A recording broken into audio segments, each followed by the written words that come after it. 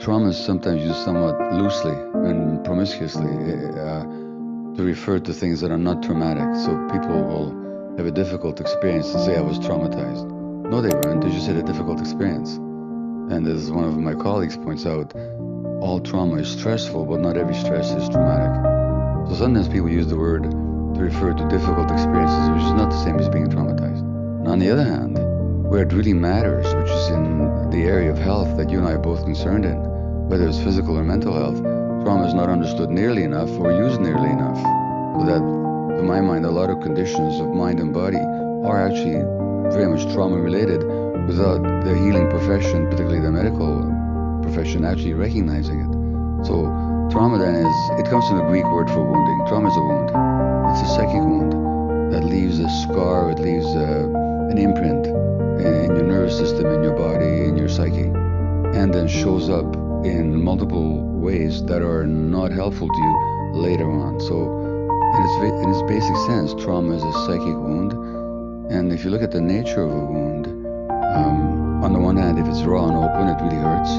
So when somebody touches that wound that you sustained a long time ago, but it hasn't healed yet, you'll react like you're just being tormented all over again. This happens in relationships all the time.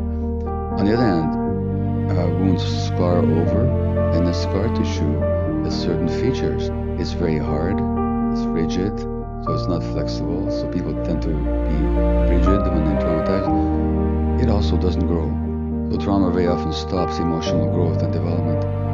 So on the one hand, it's very raw and painful. On the other hand, it's even lacks sensation because scar tissue doesn't have nerve endings in it. So trauma then, just to finish, is not what happened to you. So trauma is not difficult incidents, like trauma is not the war. It's not in my case, the Second World War when I was born or what happened to me. Trauma is not the abuse that people experience. Trauma is not the pain that they felt. Trauma is the wound that they sustained as a result. So the trauma wasn't, for example, the sexual abuse. Trauma was the wound that the person sustained as a result of having been abused. That's the good news, Jay, because if trauma is the wound that we sustained, it can be healed at any time. If trauma is what happened to me 75 years ago or 78 years ago, it happened.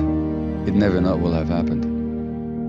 You know, the partition of India wounded a lot of people, but it'll never not have happened. But if the wound is what happened to people inside as a result, that can be healed.